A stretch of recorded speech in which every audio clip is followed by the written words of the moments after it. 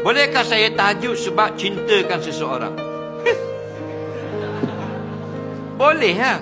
Bapa pun tahajud sama, cintakan Allah. Betul-betul. Jadi kita cintakan Allah. Cara mana? Ialah kita tahajud. Tahajud tu cara siapa? Cara Allah kan? Cara Nabi. Qul in kuntum tuhibbunallah fattabi'uni. Katakanlah kalau kamu benar kamu cintakan Allah, ikut aku. Aku mana? Aku tahajud. Kamu tahajud atas, barulah yuhibbukumullah. Allah pun cintakan kamu. Tak boleh kita tahajud kerana muslimat. Kita pergi kuliah kerana muslimat. Kita semayang kerana muslimat. Kita putus tunang tak mayang terus dah ni.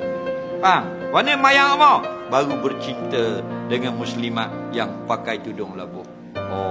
Kita pergi surat. Faham? Nadah kita siap dobik lagi.